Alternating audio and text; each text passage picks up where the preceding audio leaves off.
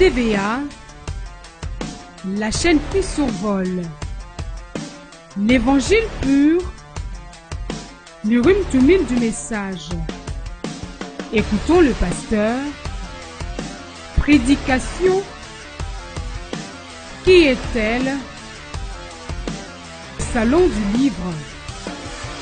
30 minutes à la cuisine. Santé et environnement. Docteur Jésus. Le monde et les messages. À vous les jeunes. RTVA. L'évangélisation par la voix des ondes. À la découverte de la Bible. Ça faut plus. Chanter dans sa présence. Femme au féminin. Les ASEMTEF. Top School. Embarcation sûre pour un enlèvement assuré. Dieu a pensé, le prophète a parlé et la RTVA le propage. RTVA, Tam Tam Céleste.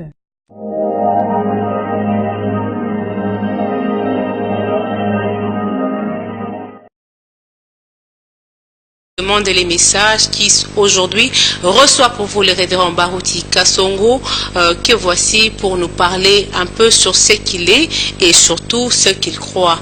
Je l'ai sur ce plateau. Bonsoir révérend. Nous vous recevons aujourd'hui dans le monde et les messages pour éclairer la lanterne de plusieurs autour des questions qui fâchent certains et qui édifient d'autres, d'où notre sujet de ce soir. Que croit le pasteur Barouti Kasongo? Révérend, oui. D'entre deux jeux, croyez-vous à la Bible, à toute la Bible de la Genèse à l'Apocalypse? Bien sûr, je suis prédicateur, oui. Chrétien. Je crois à toute la Bible, à tout ce qui est écrit dans la Bible. Pour moi, c'est la vérité, c'est la parole de Dieu. Et vous croyez aussi à tous les messages prêchés par le prophète William Branham? Oui, je crois à tout ce que le prophète William Branham a prêché. Je crois que c'était un puissant prophète dont le but était de nous donner toutes les révélations cachées dans la Bible. Et nous appelons cela le message. C'est la révélation de toute la Bible depuis la Genèse jusqu'à l'Apocalypse. Mais vous savez que d'aucuns refusent de croire que Branham est le prophète comme vous l'acceptez, vous? Bon, ils ont ce droit-là. Nous sommes créés agents moraux libres. Ils ont le droit de ne pas croire que William Branham est le prophète de Dieu. Et moi, je pense qu'avec tout ce qu'il a prêché, si ce n'est pas lui le prophète de Dieu, de ce dernier âge, c'est qui alors? Mais la Bible elle-même dit que Dieu a parlé, c'est jusqu'à Jean Baptiste et les autres, ce sont des serviteurs, tout le monde croit et accepte. Est-ce qu'il fallait vraiment qu'il y ait un prophète dans ce temps de la fin? Oui, à la première venue, Dieu avait envoyé Jean le Baptiste pour que nous puissions, les gens de cette époque-là, puissent reconnaître le Seigneur Jésus. Le Seigneur était sur la terre et Jean-Baptiste était sur la terre. Je pense que ça aurait été facile que les gens reconnaissent Jésus.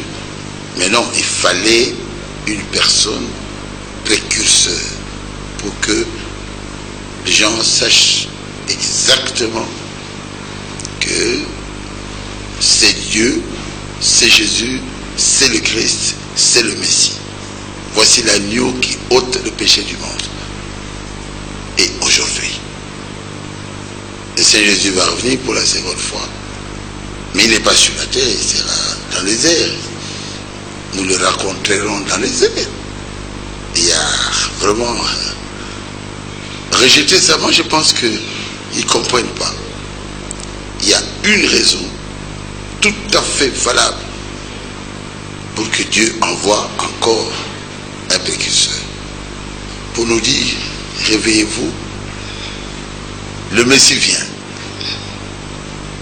Et c'est dans Matthieu 25:5, l'épouse s'était préparée parce qu'il y avait une voix qui criait à l'épouse: vous l'avez entendu pendant 2000 ans. Maintenant, ce Jésus-là revient bientôt. Donc il était tout à fait indispensable qu'un homme vienne pour que nous puissions nous préparer, parce qu'il n'est pas sur la terre. Il viendra dans les airs. Avec un message précis? Il faut un message précis. Que vous, du message, tous les temps, vous dites Branham a dit, on devait répéter ça comme ça et non rester seulement dans la Bible? Comment? Nous disons Paul a dit. Nous disons ça. Pierre a dit. Nous n'avons pas peur de dire Branham a dit. Pierre c'était un être humain, Paul était un être humain. Et Branham aussi un être humain. Nous pouvons vraiment encourager les gens à ne pas avoir honte de dire, de ne pas avoir honte de Branham, de dire tout haut que Branham a dit. Ézéchiel a dit. Moïse a dit. Moïse a dit. Révérend, vous venez de prêcher sur un guide, oui, une puissante prédication du prophète Branham. Oui. Quel est l'objectif poursuivi à travers cette prédication prêchée plusieurs fois ou à répétition? Oui, quand j'ai prêché le guide cette fois-ci, oui, c'est pour montrer que Dieu envoie toujours un guide. Quelqu'un qui connaît le chemin, comme Jésus a dit, je suis le bon berger. Et ils ont dit, mais nous avons aussi des sacrificateurs et des scribes. Et Jésus a dit, si un aveugle conduit un autre aveugle, les deux tomberont dans un puits. Donc, on peut parler du Saint-Esprit qui est notre guide. Mais en réalité, le Saint-Esprit agit à travers un homme visible et fait de cet homme-là votre guide. Donc le guide est très important. C'est pour cela que j'ai prêché sur le guide, pour que les gens puissent savoir que Dieu, encore sur cette terre, continue à envoyer des guides pour conduire son peuple. En d'autres mots, vous voulez amener les gens à être derrière vous comme leur guide commun? Ah mais non, c'est un enseignement. C'est un enseignement. Mais qui revient à répétition, c'est que vous voulez montrer que non, vous êtes le guide ou quoi? Mais moi je suis un guide pour mon église. J'ai une grande église de plus de 20 000 personnes. Je suis le guide. Je suis celui que le Saint-Esprit inspire. Le Saint-Esprit qui est le guide le pasteur que je suis, et moi je guide l'église qui croit en moi. C'est ça. Est-ce que le prophète Branham parle, oui, au pasteur qui est le guide de son assemblée, le guide de son église. Donc chaque église est autonome, chaque pasteur est un guide de son église. Bien sûr, chaque église est autonome. Révérend, vous prenez l'unité autour du don. Vous en avez aussi parlé dans votre prédication. Le don, c'est le message ou le don, c'est la personne? Je n'ai pas parlé là. Vous avez essayé seulement d'effleurer. Vous étiez dans le guide, mais vous avez parlé un peu qu'il faut rester derrière le guide. Oui. Donc, quelque part, c'est que tout le monde doit se rassembler derrière le guide. Bien sûr. Et en d'autres termes, c'est l'unité autour du don. Ah bon. C'est un peu ça. Ah, vous refusez seulement que je dise ça, mais vous l'avez dit indirectement. Ah. Et ma fille Monica, ne me fais pas dire ce que moi je n'ai pas dit. Mais quand tu réunis les gens, il les réunit toujours autour d'un don. Quand il envoie un don, par exemple, le grand don de l'Ancien Testament, c'était Salomon. Et le prophète William m'a dit, quand ils étaient réunis autour de ce don-là, pour Israël, c'était les meilleurs moments qu'ils n'ont jamais eu dans leur vie. Israël a vécu le paradis sur terre parce qu'ils avaient reconnu l'homme de Dieu. Et ils étaient réunis autour de cet homme de Dieu-là. Quand on dit être réunis autour des dons, c'est être réunis autour de cet homme-là qui a manifesté ce don-là. Donc, il parle, Frère Branham parle aussi du don de Jésus. Dieu leur avait envoyé le don des dons, donc le plus grand don de tout le temps. Le Seigneur Jésus. Jésus. Mais ils avaient rejeté. Mais ils avaient vu des miracles. Ils savaient qu'un homme ne peut pas faire ce que Jésus faisait. Ressusciter une personne, enterrer 4 jours. Non. C'était un don exceptionnel, marcher sur de l'eau.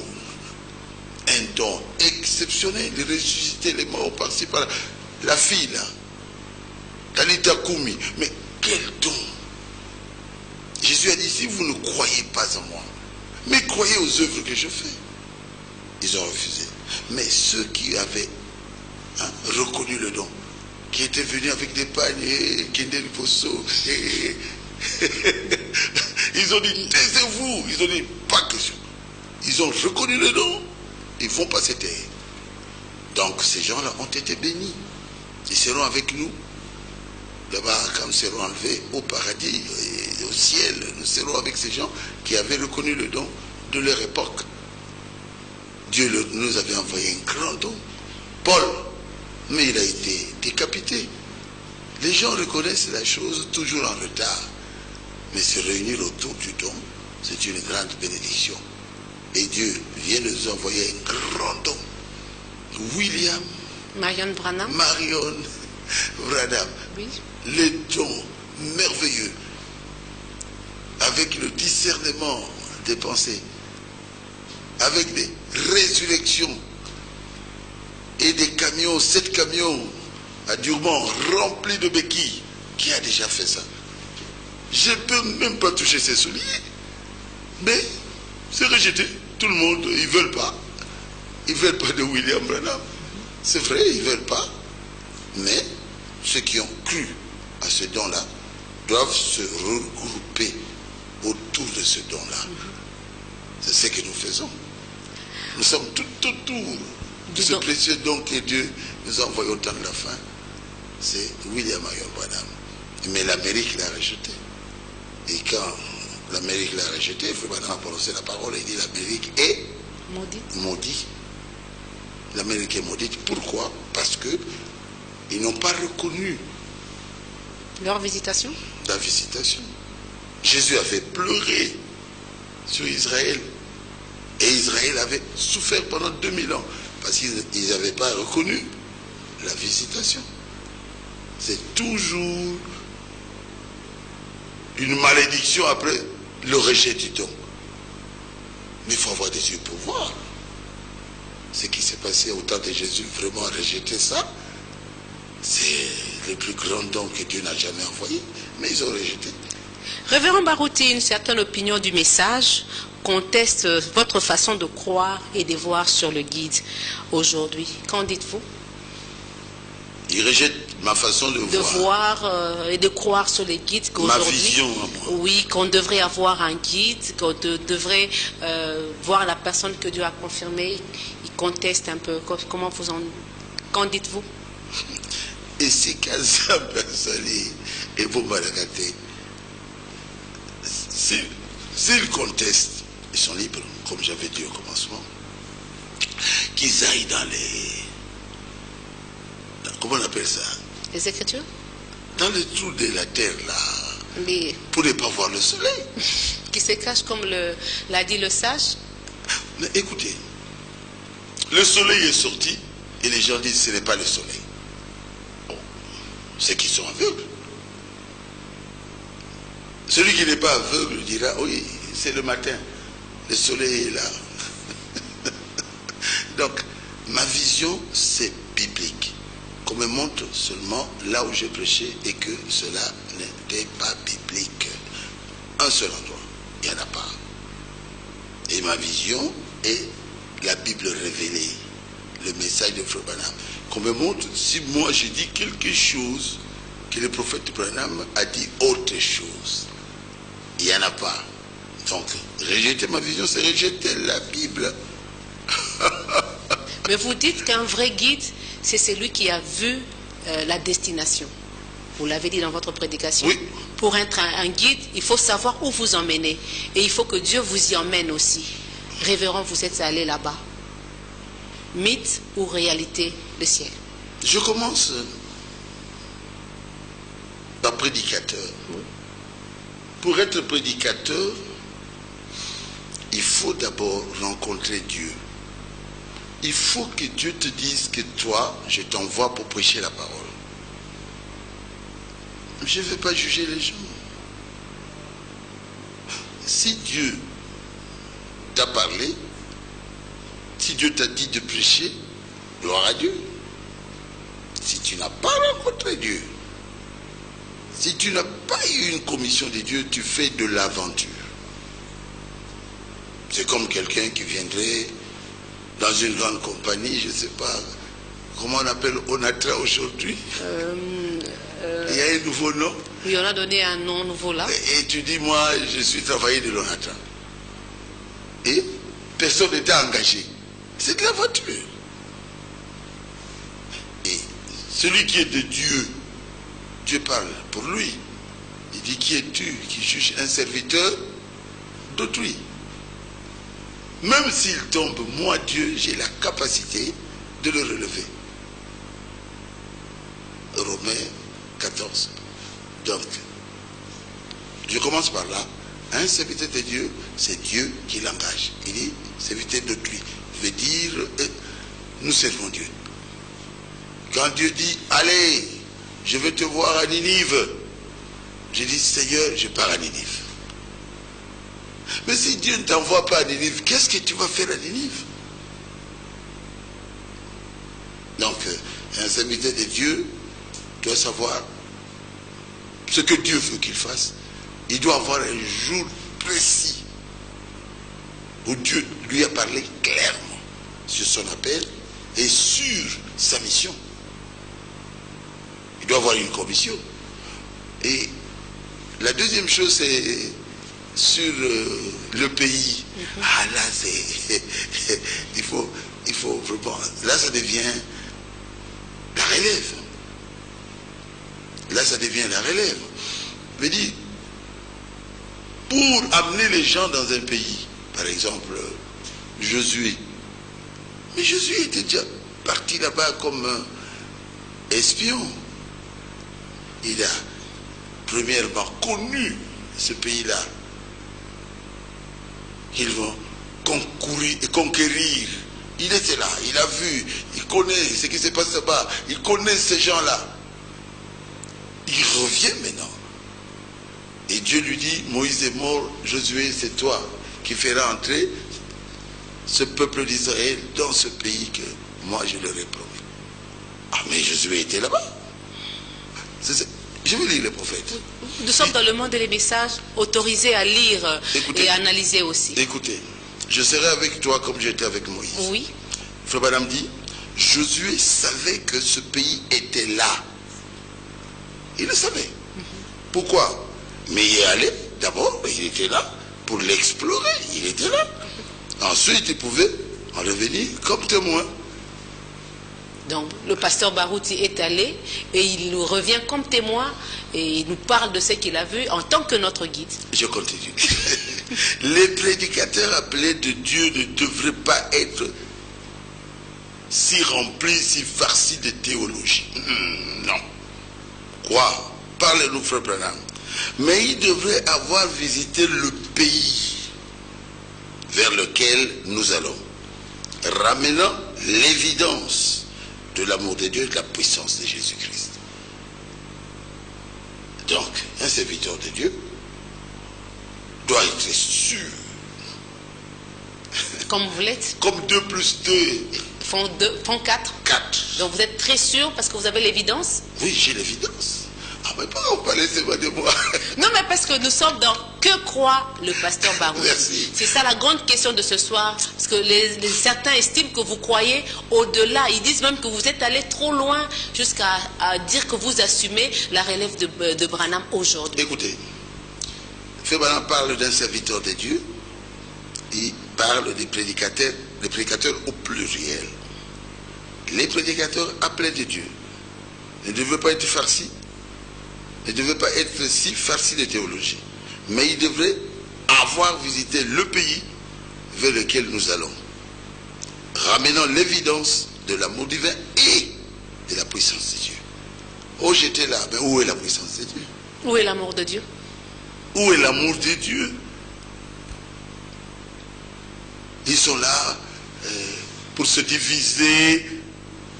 Ils n'ont même pas la puissance de Dieu. Ils ne connaissent même pas ce que signifie le baptême du Saint-Esprit. Oh, je suis serviteur de Dieu. Ah non. Non. Est-ce que un homme comme ça peut vous amener là et je dirais quoi?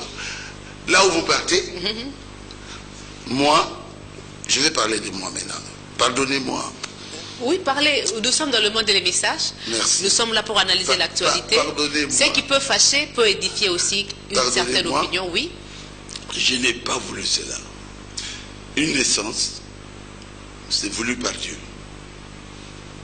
La mort, c'est Dieu qui connaît le jour de la mort de quelqu'un. Entrer au paradis, c'est Dieu Qui vous a fait cette grâce? qui m'a fait cette grâce. J'ai été empoisonné, j'étais mort. Et je me retrouve au paradis. J'ai vu comment je sortais de mon corps. À quelques, je dirais, 3 mètres, j'ai vu une nuée. Et je suis entré dans la nuée. Et je me suis retrouvé au paradis. Même pas 2 minutes, même pas 1 minute. Je dirais même pas. C'est la moitié d'1 minute, non.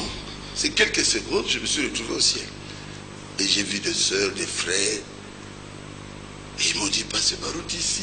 Et passez par route. Les frères qui venaient, les sœurs qui venaient. Ils pouvaient vous reconnaître facilement? Facilement, j'étais devenu jeune. Waouh! Je marchais sans toucher le sol. J'étais dans un corps glorifié. Et je leur ai posé la question, pourquoi vous avez les cheveux jusqu'ici alors que vous êtes des noirs?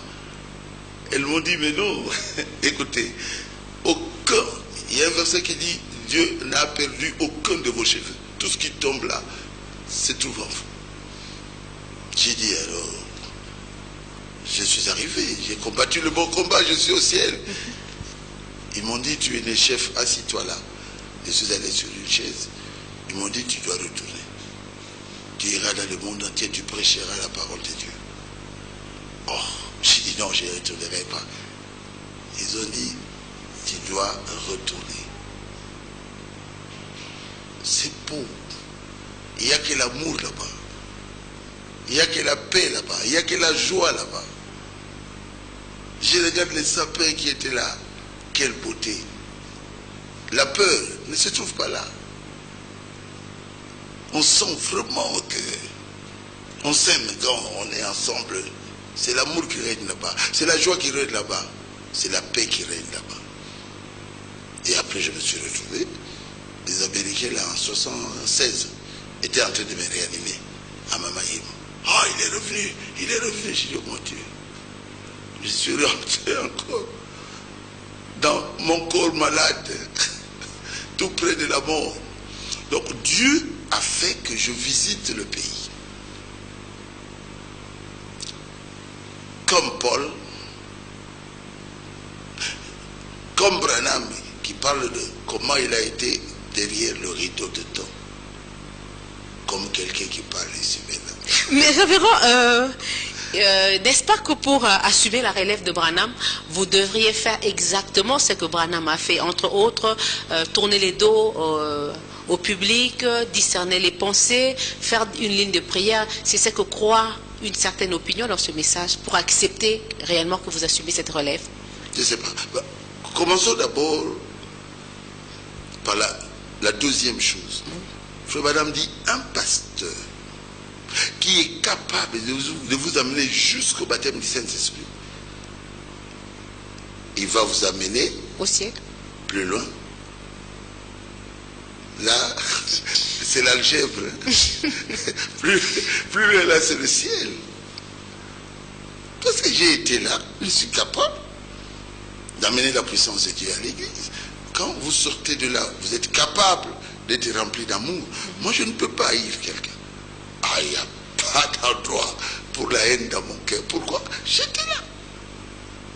J'ai vu l'amour, je peux palper, l'amour est là au ciel. Quelqu'un qui n'a pas d'amour, même les églises catholiques, l'église catholique chante ça. Oyazangi bolingo, bonalo late, bolingo eleki. Il dit, quand vous sortez de là, vous aimez tout le monde. Je partais pour aider les handicapés physiques. J'avais beaucoup d'argent. Étant jeune, qu'est-ce que j'allais faire avec 26 ans? J'étais gérant avec beaucoup d'argent, on me payait avec WC Vichère, comme des blancs. Et j'ai donné ça aux handicapés. C'est l'amour était dans mon cœur. Bon, je ne vais pas aller plus loin.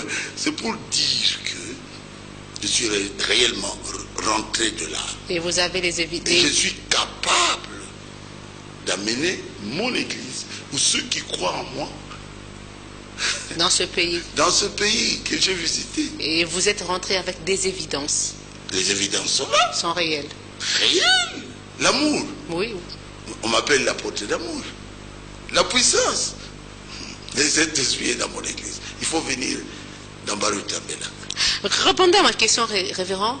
Ceux qui croient que vous devez assumer la relève disent que vous devez faire exactement ce que Branham a fait. Qu'en dites-vous? Tourner le dos au public, discerner les pensées, faire la ligne de prière. Moi, je pense que ce n'est pas comme ça. C'est pas ça la relève? C'est pas comme ça? Non, non. Ça ne doit pas se passer de la sorte? Non. La relève se fait comme ceci. On a été avec Branham, ou on a été avec Moïse. Ils avaient vu Moïse, et Moïse n'a pas dit à Gershom, son fils, de prendre la relève. Ils n'avaient pas la chose. Mais Dieu choisit qui il veut. Il a choisi le serviteur de Moïse, c'est Josué. La Bible parle Josué, serviteur de Moïse. C'est pas ça? C'est ce que dit la Bible. Hein, ma fille Monica? C'est ce que dit la Bible. Merci. C'est quelqu'un qui est connecté à moi, qui peut recevoir la puissance que j'ai. Et comme on peut aussi dire Baruti Kasongo, serviteur de Branham. Oui, moi je suis serviteur de Branham. Vous êtes son disciple, un auxiliaire fidèle. Si Branham n'était pas venu au monde, je ne serais pas ce Baruti que vous connaissez. Je n'aurais pas eu la puissance de Dieu que j'ai aujourd'hui. Quand j'ai lu la biographie de William Branham, je suis arrivé là où il a fait l'accident, qu'il est mort. J'ai vu ça, j'ai pleuré, j'ai abîmé le livre. J'ai dit, oh Seigneur, j'ai vu un homme Dieu. Il était exceptionnel, bien qu'il n'était pas Dieu. C'est ça qui a fait qu'aujourd'hui vos compères dans le message l'adorent, font de lui un Dieu maintenant. Parce qu'il a dit lui-même, il a prophétisé, il dit, à cause des miracles que ce messager de Laodicée fera, beaucoup de ceux qui croient à son message croiront qu'il est Jésus-Christ. Mais il a dit, non, je ne suis pas Jésus-Christ. Je suis votre frère. Jésus, c'est lui notre Dieu, le Créateur, le Père éternel qui est devenu un être humain. Mais nous recevons une portion, chacun de nous, pour travailler pour ce Dieu-là qui s'appelle Jésus. Mais quand les miracles se font, les gens sont embrouillés par le miracle. Ils peuvent dire, oh, il est Dieu, il est Dieu. Il y a un seul Dieu. Et son nom est Jésus. Vous croyez à la divinité alors? Hein? Vous croyez alors à la divinité suprême, que le seul et unique véritable Dieu, c'est le Seigneur Jésus? Oui. Frère Madame dit ceci, dès ce moment-là, paragraphe 40. Il dit, eh bien, si Jésus était ici ce soir, sous une forme visible, cela serait donc faux. Donc il n'y a plus de forme physique de Jésus aujourd'hui? Ici sur la terre? Oui. Jésus dans un corps physique? Ouais. Non, ça c'est faux. Si Jésus-Christ tenait à cette chair ici, c'est moi Jésus ce soir, je suis le Seigneur Jésus du ciel, je suis sur cette terre ici, ce soir. Et il affirmait qu'il était Jésus-Christ, il serait un antichrist. C'est rien. Jésus est aussi, mais son esprit agit en nous, mais en portion. Que chaque pasteur reçoit. Chaque pasteur, hein? Ok. Chaque pasteur. Hein? Je ne dis pas que c'est seulement ceux qui sont dans le message de Frère Branham. C'est exactement ce qu'il serait. Quand Jésus viendra, ça sera l'enlèvement. Ça, c'est William Branham, dès ce moment-là, paragraphe 40. Donc, dire que Jésus est ici, dans un corps physique, appelé William Branham, c'est une grosse erreur que je dois détruire. C'est fou. William Branham n'est pas notre Dieu, il n'est pas Jésus-Christ, c'est notre frère, un précieux prophète que Dieu nous a envoyé dans ce temps de la fin, avec la révélation de tous les mystères qui étaient demeurés cachés dans la Bible. Oui, révérend, vous parlez de l'enlèvement, c'est une brèche que vous avez ouverte. Oui. Comment ça se passera l'enlèvement? Ce sera du coup partout? Vous croyez d'abord à l'enlèvement, vous? Oui, je crois à l'enlèvement. Et comment ça va se passer? C'est d'un clin d'œil comme on le chante? Oui, un bon matin aux États-Unis, ils chantent un beau matin, tout sera fini, je m'envolerai. Donc ça sera le matin. Oui. Aux États-Unis, vers... Je vais parler de 7 heures. Moi, je dirais 7 heures du matin ou 8 heures. Et nous, ici... En Afrique, il faut maintenant parler de la Bible. La Bible parle de deux femmes qui moudront à la meule. Boum, boum, maman Sophie, maman Ndele, boum, maman Ndele disparaît. Là, c'est l'Afrique. Et quand vous allez vers la Chine, quoi encore, ils seront en train de dormir. 8 heures là-bas. Ici, nous sommes déjà midi 13 heures. Mais quand vous allez en Chine, c'est la nuit, ils dorment. De 2 personnes qui seront dans un même lit, celui qui croira le message sera enlevé et l'autre restera là. Même s'il ronfle très bien, mais la puissance viendra l'enlever parce qu'il était prêt, il était préparé par le message du messager. Révérend, c'est toujours vous qui apportez un peu de nouveau, parce que quand on lisait cette portion de la parole, on ne pouvait pas s'imaginer que ce serait le matin à gauche, à midi le soir, à un certain endroit à midi et d'autres le soir. Toutes ces révélations-là que vous avez, c'est toujours une grâce de Dieu, et cela fait que certains, ça dérange jusqu'à tuer certains de vos compères là où ils se croient être en sécurité. Mais c'est biblique.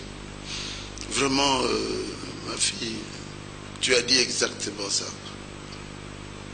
Ce sont des révélations et qui sont soutenues par la Bible. Je place ça dans la Bible. Un bon matin. Pourquoi Frère Branham n'a pas dit un bon, je ne sais pas. Mais on chantait ça sans le savoir, jusqu'à ce qu'un jour, vous avez dit ça du haut de la chair et ça a mis matière à réflexion. Donc vous avez apporté un plus. Oui, oui. C'est toujours l'homme Barouti qui reçoit ces révélations. Et aux États-Unis, je vis presque là-bas. Oui. Je n'ai jamais vu les femmes en train de monter la main. Ça n'existe même pas. Donc même s'ils lisent ça, ils ne comprennent pas. Et aller avec le temps, vers la Chine, l'Océanie et tout ça là-bas, quand nous sommes midi et ils sont la nuit, donc 2 personnes. Sur le lit. Dans le même lit. L'une prise, l'autre reste. Dieu prendra celle qui est une de ces personnes-là. Mais la personne doit d'abord se préparer. La personne doit savoir qu'en tout cas, si Jésus vient aujourd'hui, si tout le monde ne part pas, moi, je partirai. Et quand Jésus viendra, il y aura une puissance qui va prendre cette personne et la personne ne verra même pas la toiture.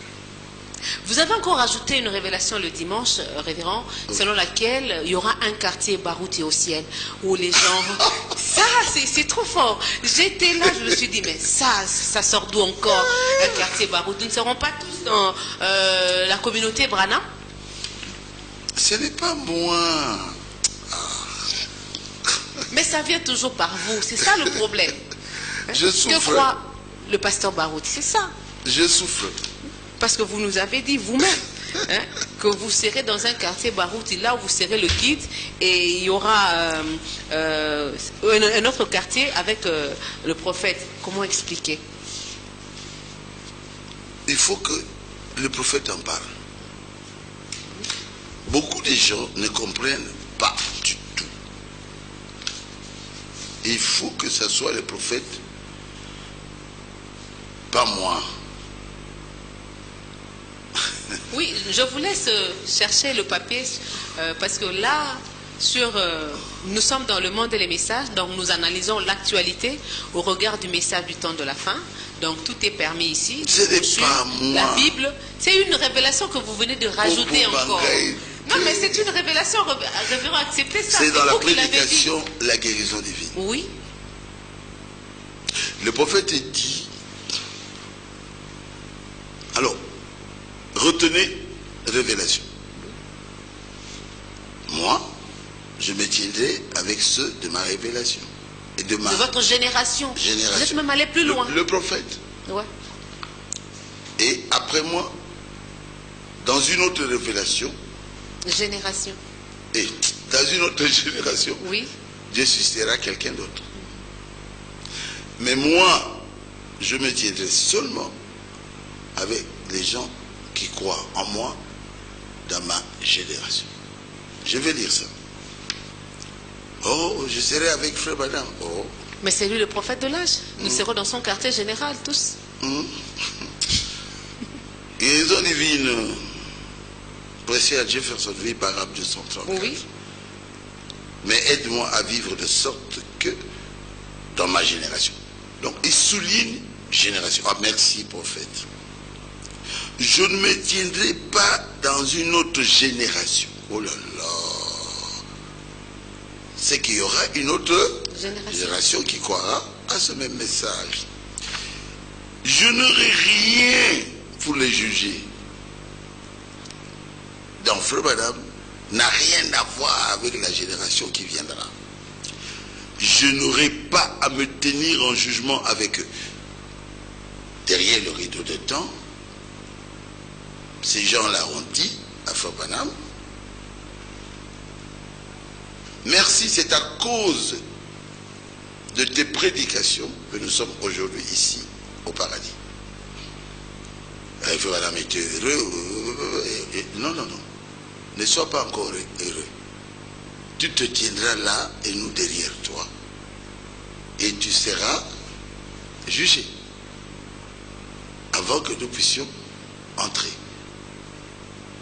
Donc tu seras jugé parce que tu as prêché. Alors, Frère Madame a dit à ces gens-là, de sa génération qui avait cru à ce qu'il avait prêché, si j'ai prêché comme Paul, si ceux de Paul vont entrer, les miens entreront aussi. Et ils diront, ils ont même crié, c'est là-dessus que nous nous tenons. Écoutez, Frère Madame dit, mais j'aurai à me tenir en jugement avec les hommes et les femmes avec lesquels j'ai vécu. Ah, ça, c'est toujours le pasteur Barouti qui apporte des révélations. C'est clair, hein? Mais on lisait ça. Les gens lisaient, ils ne voyaient pas. Ah, c'est là que ça comptera de l'autre côté à la résurrection. Je dis, nous ressuscitons, nous allons là-bas, Frère Branham sera avec les gens de sa génération. Tout comme le pasteur Barouti sera aussi avec les gens de sa génération, bien donc sûr. dans le quartier Barouti Kasongo. Ah, toi aussi. C'est pas ça? Dans le quartier Barouti Kasongo. Je ne sais pas. Non, mais quand même, Écoutez, vous êtes aussi un guide. Il ne faut pas ignorer que vous avez redonné la valeur à ce message. Et puis il ajoute, lorsque mes jours seront finis et que j'aurai fait de mon mieux, là il jure, si je suis serviteur de Dieu, il met au défi sa commission. oui, Oui. Dieu va susciter pour lui un autre homme en ce jour-là, après ma mort. C'est là où les Romains se poignardent et surtout là où les serviteurs de Dieu du message ne veulent même pas vous entendre parler. Ce quelqu'un d'autre là, il ne pouvait pas avoir un nom? Le quelqu'un d'autre Oui, là, le quelqu'un d'autre. moi aussi je ne le connais pas.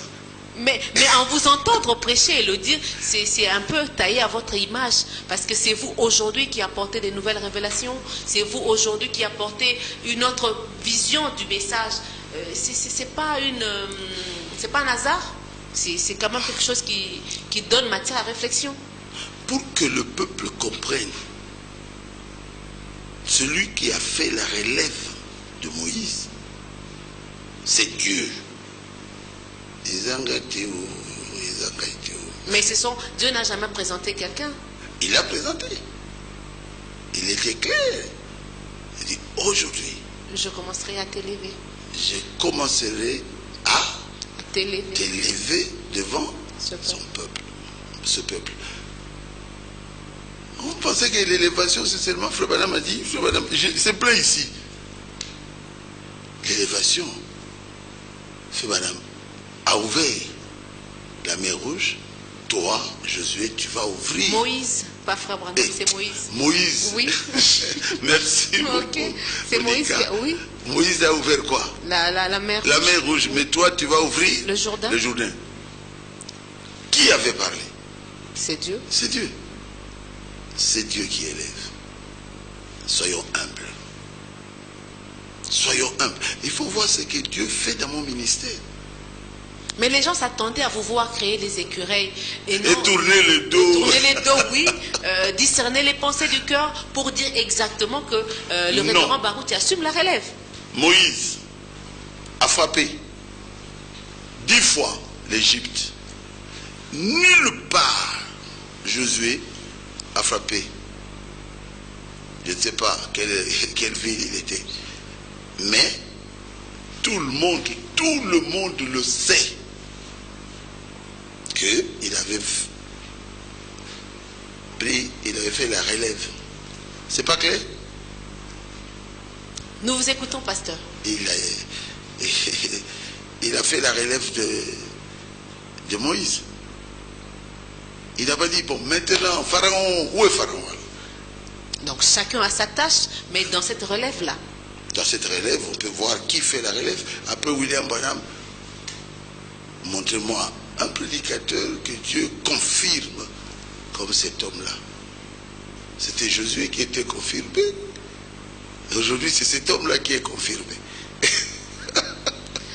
Révérend, c'est une déclaration forte que vous faites là de temps en temps. Vous avez même lu ça lors de votre dernier sermon. Oui. Qu'il y aura quelqu'un d'autre. C'est la place où tout le monde veut savoir ce quelqu'un d'autre là. Il pose problème, il dérange un peu. Mais vous, ça vous met à l'aise parce que vous vous retrouvez dans ce quelqu'un d'autre là. Oui, avant,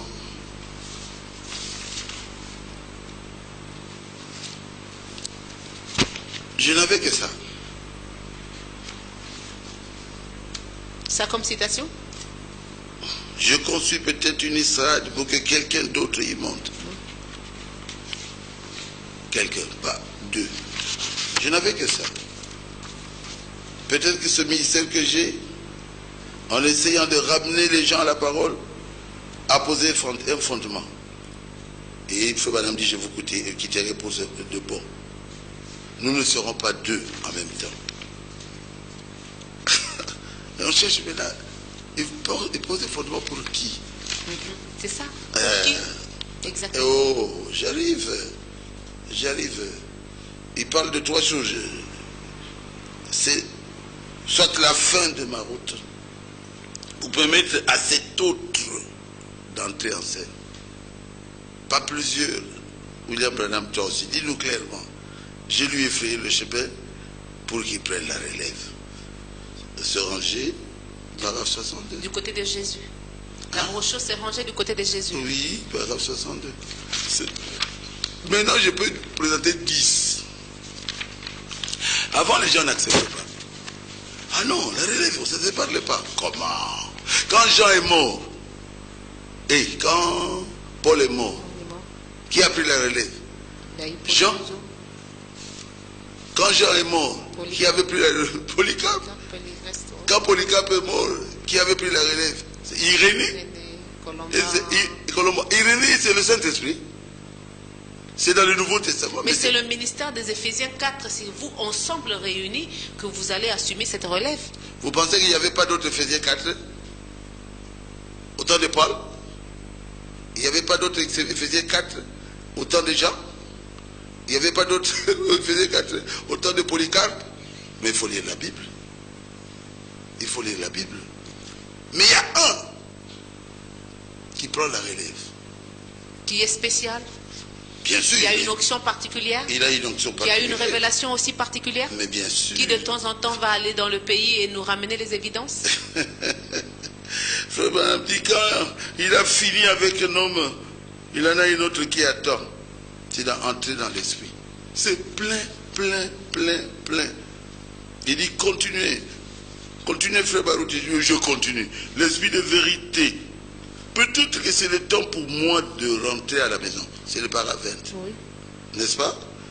On dirait que c'est vraiment cela. Si c'est le cas, il s'élèvera après moi quelqu'un qui continuera avec ce message. La personne ne viendra pas avec son message, mais il va continuer avec le message de Frère Branham. C'est dans l'esprit de vérité paravent. Maintenant, ils peuvent le rejeter. Mais avant moi, qui avait prêché ça? C'est là où j'ai dit, tout passe par le pasteur Barouti. Donc, les grandes révélations, c'est vous qui les avez? Plein. La marque, la bête, paragraphe 78. Plein. Donc, et le dernier là, c'est la guérison divine. Paragraphe 234. Donc, je peux donner comme ça 10 citations. Et c'est fait par exemple qui parle de quelqu'un qui prend la relève. Moi, je ne sais pas c'est qui, je ne sais pas. Mais pourquoi il n'avait même pas prêché sur le merveilleux auxiliaire? Je n'ai entendu personne. Frère Madame parle de merveilleux auxiliaire, personne n'en avait parlé. Et quand j'ai dit merveilleux auxiliaire, c'est tout le monde qui prêche. Merveilleux auxiliaire, c'est nous tous. Oui, c'est au pluriel, merci. Mais ici, ce n'est pas au pluriel. Ici, c'est un homme. Un homme. C'est là où ça blesse. Et cet homme-là, c'est comme à l'époque de prophète Branham, où il y a eu un monsieur qui cherchait à savoir si Branham était un prophète, et il a vu un monsieur le toucher à sa chemise. Il a vu les empreintes et il est allé comparer avec celle de Branham. Donc, ce qui se passe, nous pouvons comparer ça avec vous, pasteur Barouti.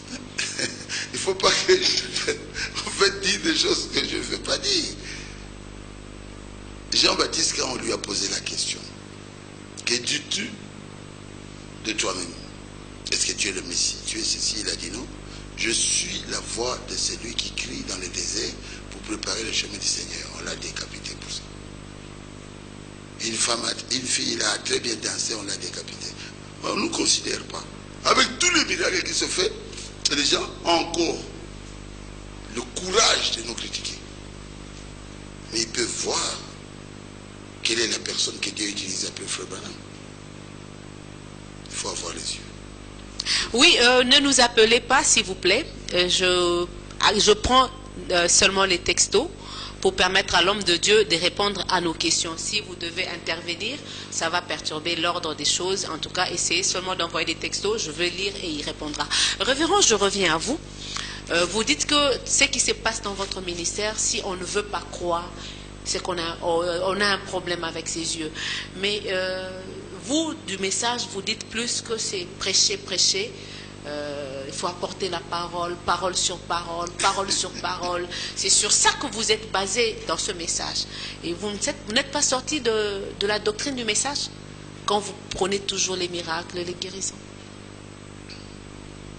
La doctrine du message, c'est la doctrine biblique. Quand les apôtres, dans la première église, l'église primitive, avaient reçu le baptême du Saint-Esprit, ils avaient et la parole et les miracles. La Bible dit l'ombre de Pierre guérissait les malades. Je ne suis même pas encore arrivé à ça. C'est vous qui le dites parce que nous suivons des témoignages. Il y a même ceux qui disent qu'ils sont passés devant votre portail et ils ont été guéris. C'est vrai. Ils ont touché à votre habit, ils ont été guéris. Oui. Ils ont bu de l'eau que vous avez laissée, ils ont été guéris. C'est pour dire que les miracles ont accompagné les véritables chrétiens au commencement. Les miracles, Frère Branham est venu pour que ça revienne dans l'église. Une église sans parole de Dieu, sans la prédication, sans ce que les apôtres avaient. Les apôtres prêchaient le baptême dans le nom de Jésus-Christ. Et aujourd'hui, William Branham a prêché le baptême au nom de Jésus-Christ. Les premiers apôtres ont prêché sur les dons. Paul a écrit, il y a des dons. Et aujourd'hui, nous voyons Frère Branham venir avec un grand don. Bon, comment enlever, rester avec la parole et enlever les dons? Même les églises élevées ont des dons. Les pentecôtistes ont des dons. Moi, j'étais pentecôtiste. Les assemblées de Dieu. J'étais dans Ave Madame. Si vous n'avez rien, asseyez-vous. Somba. C'est la parole de Dieu. Qui s'accompagne des signes et des miracles. Oui. Voici les miracles qui accompagneront ceux qui auront cru. C'est Marc 16, non? Ils imposeront les mains aux malades. Et les malades seront guéris. Y a-t-il une différence entre les dieux de Marc 16 et de Jean 14, 12? C'est la même chose. C'est la même chose. Jésus a dit, si quelqu'un croit en moi, les œuvres que je fais, il en fera aussi. Il en fera même de plus grandes. C'est la même chose. Comment croire en Jésus? C'est pas en parole, en parole, en parole. Il faut que je sois capable de démontrer que ce Jésus-là est Dieu. Qu'il est capable de ressusciter les morts. Il est capable de guérir les malades. Il faut qu'on voie la différence entre quelqu'un qui dit qu'il prie alors qu'il n'a rien, aucune puissance, et quelqu'un qui prie et son Dieu confirme ce qu'il... Et quelqu'un qui prêche et Dieu confirme ce qu'il... Les apôtres sont partis prêcher la parole de Dieu dans Marc 16. La Bible dit, et Dieu confirmait la parole qu'il prêchait par des miracles et des prodiges. Marc 16. Comment enlever ça? William Branham n'a pas eu seulement la parole. Il y avait aussi une pluie de bénédictions, des miracles, des guérisons, des résurrections. Comment vous pouvez suivre le message de William Branham sans avoir la puissance de Dieu? Sans manifester le Dieu de Branham? Sans manifester ce Dieu de Branham. Où est le Dieu d'Élie? Qui a crié comme ça? Élisée. Et c'est comme ça que le Parce pasteur... qu'il avait pris la relève.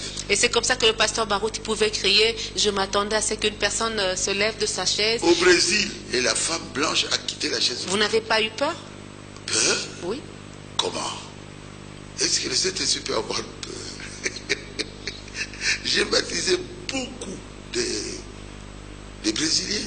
Je viens de là, ça c'est la deuxième fois que je visite le Brésil. Beaucoup de malades ont été guéris. Les aveugles l'ont vu. Des femmes courbées comme ça, pendant des années, son dos s'est redressé. Vous avez seulement dit, Frère Madame dit, où la Bible dit, si la Bible dit quelque chose, c'est vrai, crois. Et tu verras le miracle de ton Dieu. Dieu est une réalité. La puissance de Dieu est une réalité. Il y a des chrétiens dans le monde, c'est une réalité, qui ont abandonné le péché et qui vivent comme des chrétiens. Donc une vie chrétienne est une réalité. Oui, la vie chrétienne est une réalité. Sans tomber, c'est une réalité. Oui. Ça, c'est une clé que vous avez dans votre gibecière, que vous exhibez chaque fois pour mettre KO les gens. Oui, ce qui est écrit est écrit. Et vous le dites tout haut, je ne suis jamais tombé. C'est trop fort aussi. Hein. Comment? 46 ans de mariage. On était jeunes. Je me suis marié, j'avais 25 ans, mon épouse avait 20 ans. Jusqu'à aujourd'hui. Il n'y a pas comment on l'appelle, des délits là. Qui vous ont coupé les cheveux et l'autre pour vous crever les yeux. L'autre là, c'était qui avait eu David? Bathsheba. Il n'y en a pas eu dans votre vie? Ils ont essayé de couper mes cheveux. Écoutez, si je n'étais pas resté Dieu n'aurait pas fait tout ce qu'il fait avec moi. Je suis resté pieux, honnête, sincère, chrétien. pendant 46 ans. Et Dieu était avec nous. Et vous estimez qu'un vrai serviteur de Dieu doit être mari d'une seule femme et rester fidèle à sa femme? Tu me fais rire. Écoutez, moi, avant même que je puisse me marier,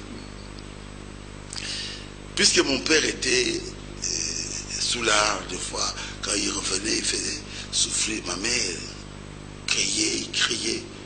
J'ai dit, je veux rendre heureuse une femme. La femme que j'aurai, je vais la rendre heureuse. Et je l'ai fait. Al, fond, C, Bazenga. Je l'ai rendue heureuse. Je l'ai amenée partout. Donc vous croyez dans la fidélité dans le mariage? Je crois dans la fidélité. Quand vous prenez déjà une deuxième femme, ça signifie que vous n'aimez pas vraiment bien la première. Il y a des failles à gauche, à droite. Qu'est-ce que vous croyez exactement sur le mariage et les divorces prêchés par le prophète Branham? Je suis d'accord avec Frère Branham a dit que l'homme peut. Oui. C'est dans quel cas d'ailleurs c'est l'homme peut là? L'homme peut veut dire la loi ne lui interdit pas quand Dieu donne la loi. Et il a dit s'il veut prendre une deuxième femme. C'est déjà dans Exode 21. Mais je crois aussi qu'un chrétien, maman, un chrétien ne doit pas faire ça. Où est-ce que ça viendra? Mais on dit que Dieu est polygame. Il a plusieurs femmes. C'est ce qu'on dit. On dit qu'il est mari de tout le monde, donc il a plusieurs femmes. Ça, c'est pour avoir plusieurs femmes. Ils veulent chercher des raisons par-ci par-là. Frère Branham n'a pas eu plusieurs femmes. Il a eu la deuxième femme quand la première femme était morte. C'est comme ça que Frère Branham s'est marié avec Meda après la mort de Hop. Moi, avoir une deuxième femme, ça ne traverse même pas ma pensée. Quand ça vient ici, la pensée refuse ça. C'est vraiment presque briser le feu. Tu dis à quelqu'un que tu l'aimes. Et après tu aimes quelqu'un d'autre. Oh mon Dieu, c'est quoi? Tu auras des problèmes. Ces enfants ne s'aimeront pas, les deux femmes. Et c'est pas... Je ne pense pas ça. Je peux même pas... Donc ça ne passe pas dans la tête du pasteur Barouti? Ce sont des gens qui veulent nous distraire. Ils aiment tellement les femmes. Et donc, pour chercher des échappatoires. Ah non, Frère Branham a dit, vous pouvez avoir. Paul a dit clairement que chacun ait sa femme, 1 Corinthiens 7, que chaque femme puisse avoir son mari. Le corps de la femme appartient à son mari. Le corps de l'homme là appartient à sa femme. Donc, il dit, tout est permis, mais tout n'édifie pas. Tout est permis, mais tout n'est pas utile. C'est la honte du message.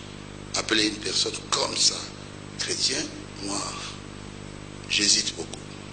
Révérend, les femmes disent que vous, les femmes du monde, qui ne croient pas au message, disent que vous les sous-estimez plus parce qu'ils se maquillent, elles se maquillent, elles portent des pantalons pour aller à l'église.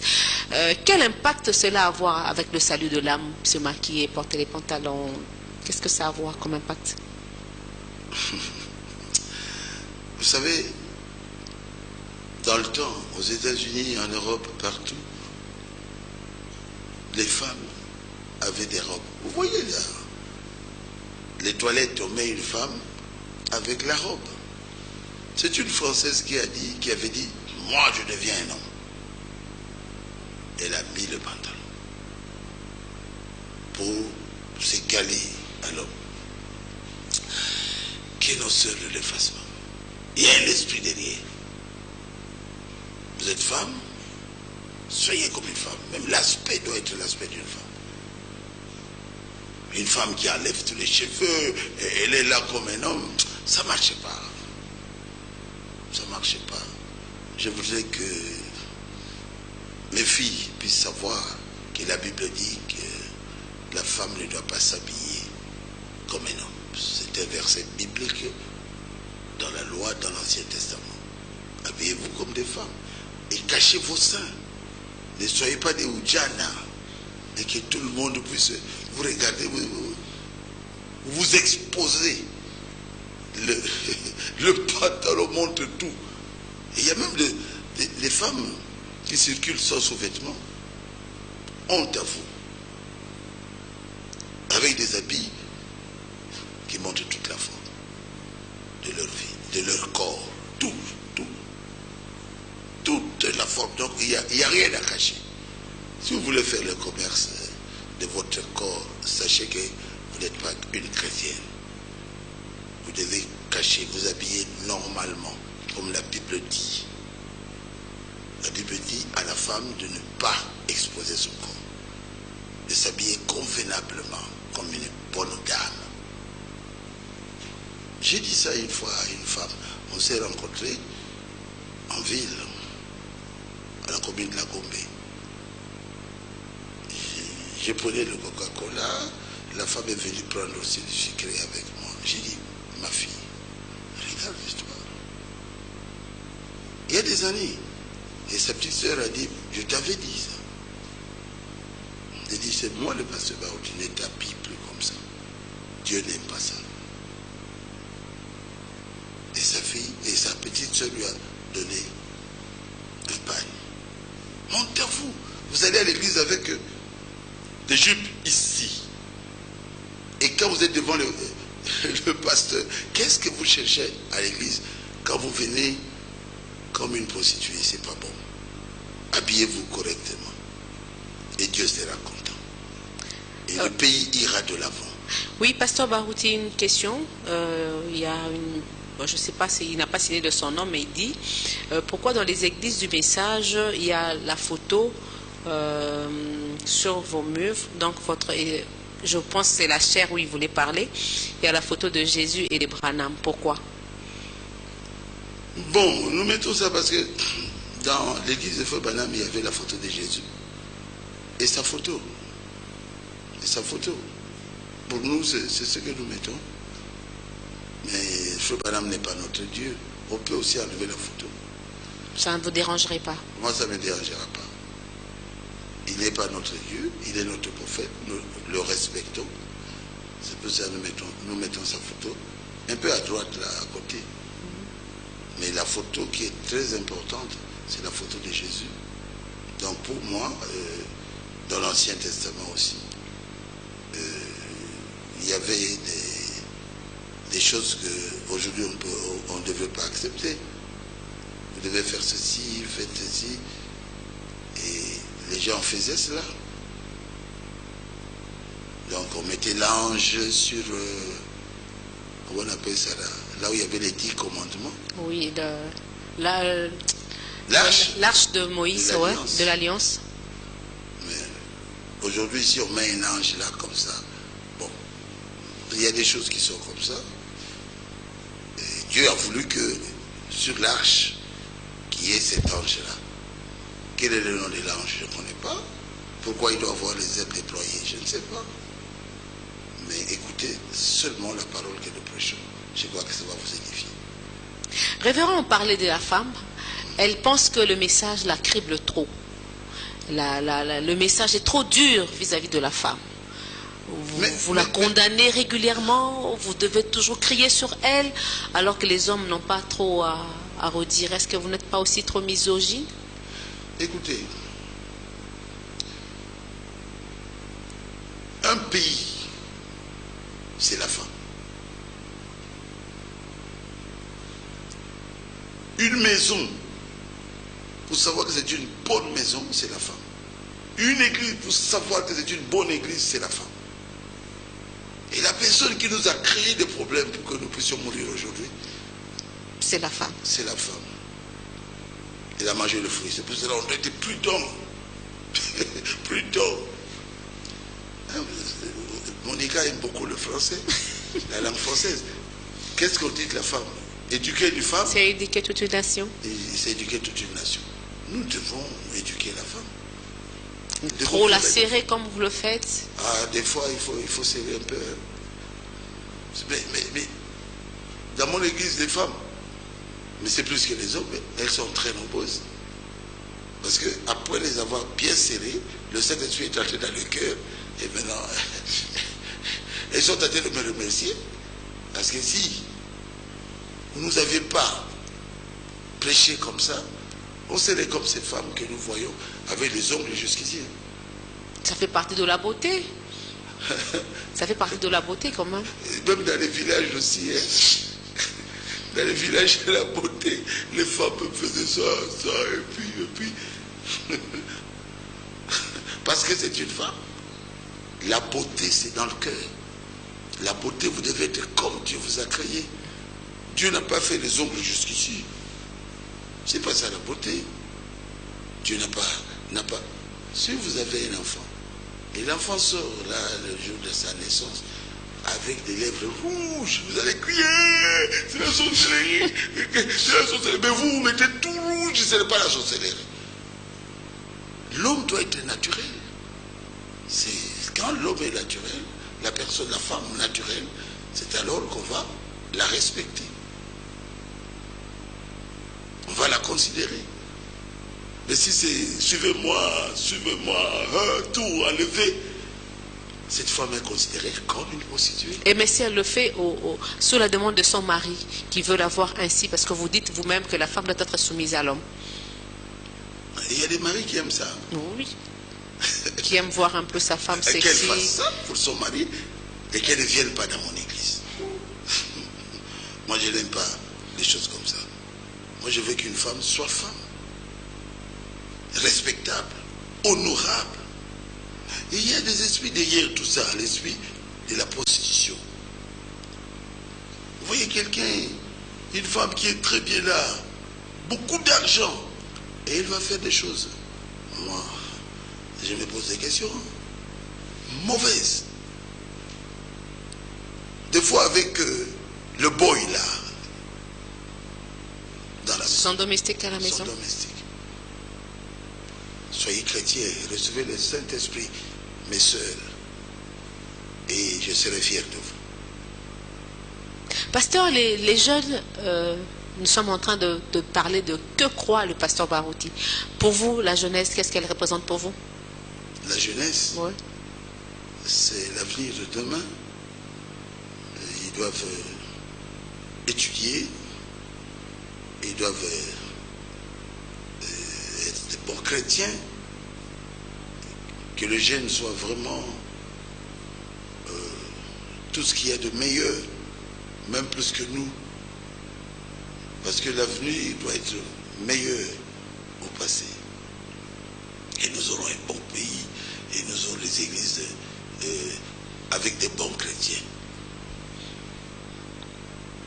Et vous estimez que cette jeunesse, surtout celle de votre église qui vous aime beaucoup, parce que nous le voyons. Oh, même aussi. Ouais, la jeunesse de votre église vous aime beaucoup. Merci. Elle n'arrête pas de scander de vous. Merci. Beka Oumela. Oumela. Ouais.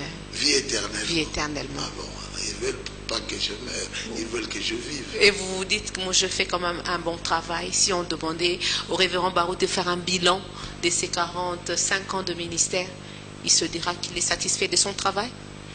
Et je suis satisfait de mon travail, mais je n'ai pas encore terminé le travail. On m'a dit, Papa Oti a dit, il a atteint l'apogée. Bon, j'enlève ça. On a peur qu'après l'apogée, on a encore besoin de vous, franchement. Après l'apogée, ouais. Moi j'ai fait l'histoire, je connais. Oui. On doit descendre. Il y a un déclin? Il y a un déclin pour aller jusque... Bon. Non, nous ne voulons pas de déclin. Je voudrais dire clairement ici, oui, que j'aime les jeunes. Je veux que ces jeunes-là prennent la relève. Parce que nous sommes des moussafiri. Nous sommes des voyageurs. Et il faut qu'il y ait une continuité. Il faut qu'il y ait une continuité. C'est comme quelqu'un qui a ses enfants. Il veut que ses enfants soient meilleurs à lui. Il envoie les enfants en Europe, aux États-Unis, au Canada et partout pour étudier. Ce que lui n'a pas fait, il veut que ses enfants parviennent à cela.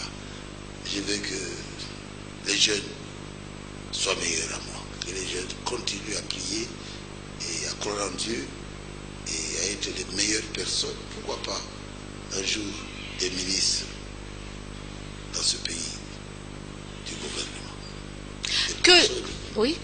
Sincères, honnêtes, qui ne peuvent même pas toucher à 1 franc de la caisse publique. De la caisse publique. Oui.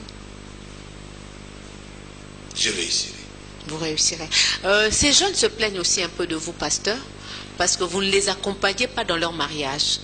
Vous laissez les parents les surcharger avec des listes de dot qui vous coupent le souffle. Ça ne vous dérange pas en tant que pasteur de voir un peu vos jeunes trimer là alors qu'ils pouvaient se marier à temps? Bon, j'ai été en Haïti, on ne donne rien. J'étais dans les îles. J'ai fait des campagnes dans les îles. J'ai posé des questions pour les mariages. Ils ont dit, les deux familles se mettent ensemble pour les mariages. Bon, je ne sais pas ici, bon, c'est la coutume. La Bible parle aussi de la dot. Mais n'exagérez pas. N'exagérez pas. Nos enfants n'ont pas les moyens. Et s'ils donnent trop d'argent pour la dot, comment est-ce qu'ils vont vivre après? Nous devons vraiment les comprendre et baisser la dot. Si je suis votre serviteur, si vous le croyez, c'est un conseil d'un papa. Alors que les parents comprennent et que leurs enfants doivent se marier. Si on demande 10 000 $, 20 000 $, mais vous êtes en train de condamner vos filles au célibat. Révérend, nous allons lentement mais sûrement vers la fin. Que retenir de vous au regard du prophète William Marion Branham? Parce qu'il y a plusieurs similitudes qui affichent dans la vie du prophète, qui vous collent aussi. Partant de votre jeunesse, une jeunesse pauvre, Branham l'a vécu. Un mariage avec une femme, il rôdait pour aller chercher, hop, vous avez rôdé pour chercher Maman Faux. Oui. Oui. Ma fille Monica. Vous avez rôdé pour chercher Maman Faux à la cathédrale Saint-Michel de Bandal. Vous parlez du ministère. Vous avez eu 3 clés. Le prophète Branham a eu 3 pics dans son ministère. Tout ça, qu'est-ce que ça fait de l'homme Barouti? Il reçoit des révélations. C'est lui qui a presque... il a une longueur d'avance dans beaucoup de choses dans ce message. Jadis, vous avez dit les femmes portaient des foulards. Aujourd'hui, nous n'avons presque plus de foulards sur la tête. Oui, la chevelure est là. On a souffert. Hein? Oui, qu'est-ce que ça vous fait en tant que personne Barouti? Bon, j'ai été créé dans un but. Et je crois que je suis en train de faire ce que Dieu avait voulu que je fasse. Et je le remercie. Frère Branham m'a prêché, les malades étaient guéris. Oui. Et un homme est venu. Pratiquement le faire tomber. Faire tomber, prendre ses 2 jambes. Et il a crié, il faut l'enlever, je vais tomber. Et vous l'avez fait à la campagne au stade Tata Raphaël. Au stade Tata Raphaël. Quelle similitude. Quelle similitude. Pourquoi tout ça? Frère Barouti prêche. Et des miracles, des miracles. Autant de campagnes comme Branham. Quitte les chaises roulantes et tout ça, les aveugles voient. Un homme vient juste à la fin, il me prend les 2 jambes. J'ai dit, il faut l'enlever, je vais tomber. Quand j'ai vu Frère Branham parler de ça, j'ai pleuré. J'ai pleuré. Frère Branham a vu la colonne de feu qui lui parlait dans une langue étrangère. Il a dit, monsieur, je ne comprends pas. Et la colonne de feu est devenue une croix de flamme. Et il commençait à parler en anglais. Et moi, j'ai vu la colonne de feu. Et le monsieur, ou bien la colonne de feu me parlait dans une langue que je ne comprenais pas. Je n'avais même pas encore le message. J'ai dit, Seigneur, je ne comprends pas. Et ça a pris la forme d'une croix. Exactement la même chose. Il m'a dit, tu es un serviteur de Dieu. Un serviteur de Dieu doit avoir un endroit pour la prière. Viens, et il m'a pris. Nous étions sortis pour qu'il puisse me montrer là où je dois aller prier. Il y a beaucoup de similitudes. Pourquoi ça? Qu'est-ce que ça vous fait? Je ne sais pas moi. Des fois, quand vous constatez cela, des fois, ça me fait pleurer. Qu'un homme comme Billy Paul, Billy Paul Branham, qui a été choisi par Dieu pour travailler à côté de son père le prophète, qui me dira l'ange qui travaille avec mon père, c'est qui? C'est Dieu. Il était venu me dire que le don qui était dans le prophète William Branham se trouve en toi. Et quand je touchais comme ça, je pleurais à Jeffersonville. Donc, ce sont des choses qui sont là et ils ne veulent pas voir. Merci Seigneur. Mais moi, j'ai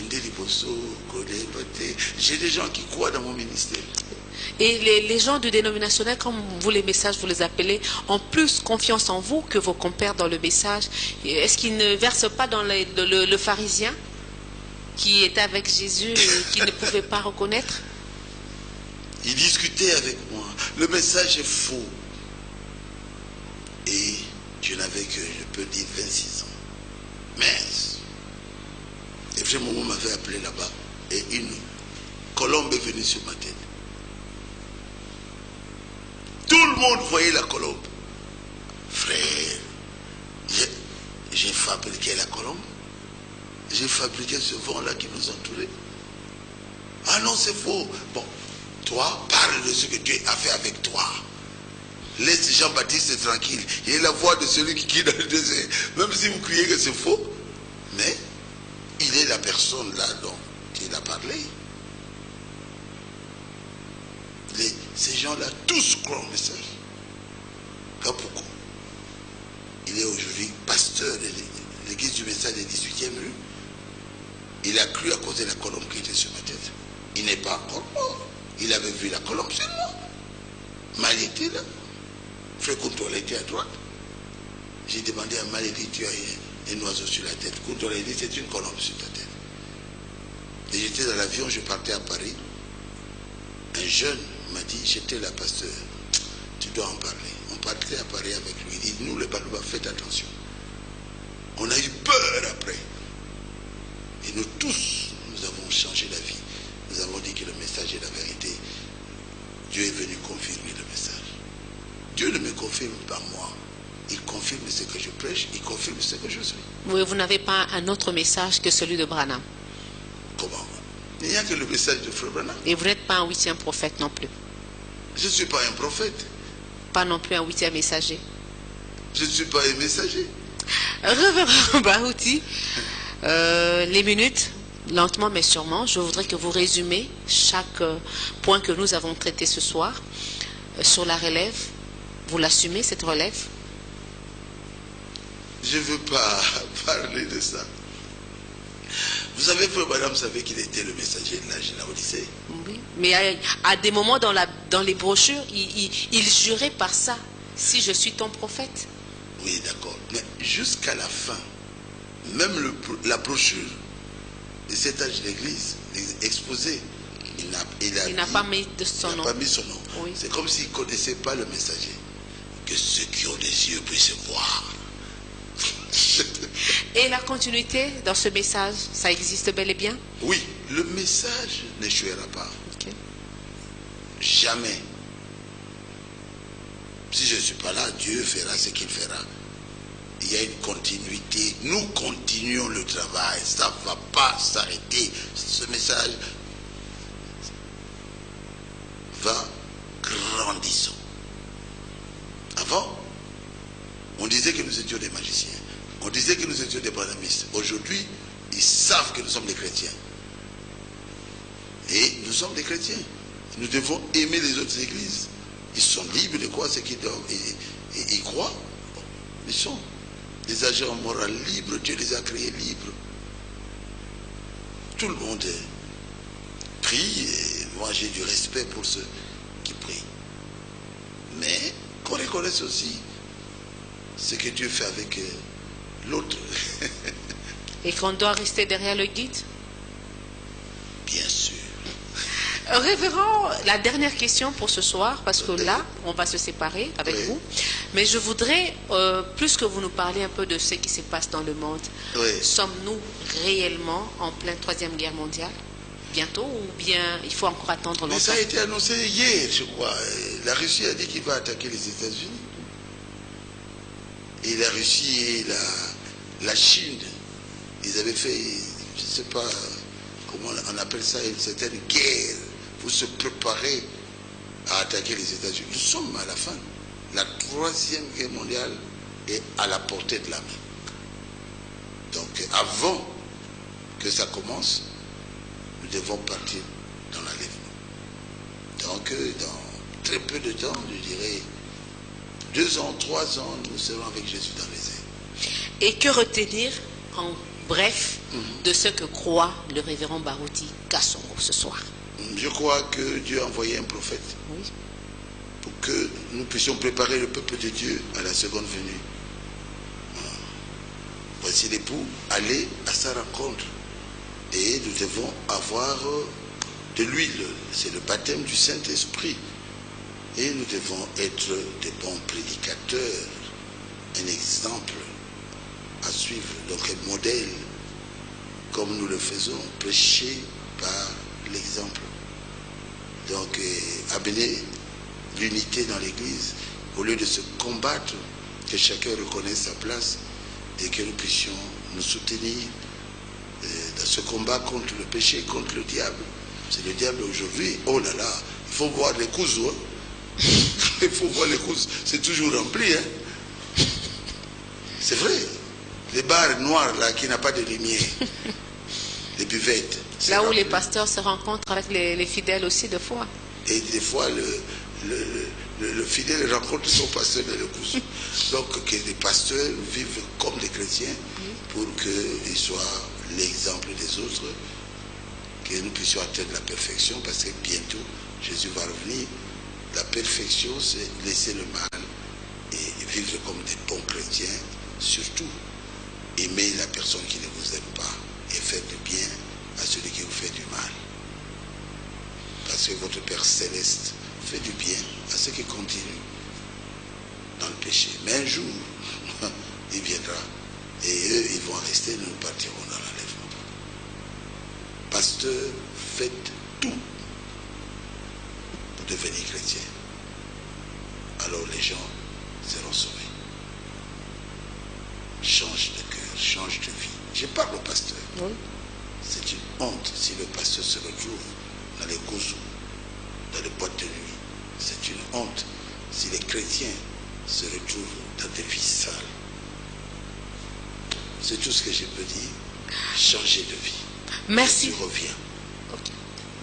Merci beaucoup, révérend Baruti Kasongo.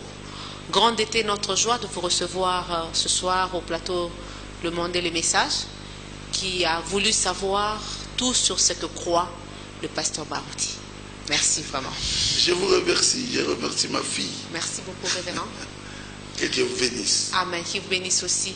Merci à toute la grande équipe qui m'a accompagné ce soir.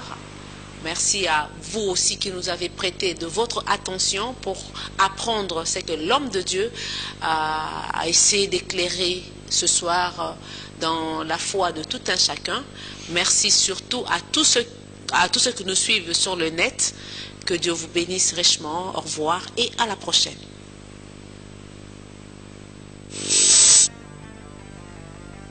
RTVA, la chaîne qui survole.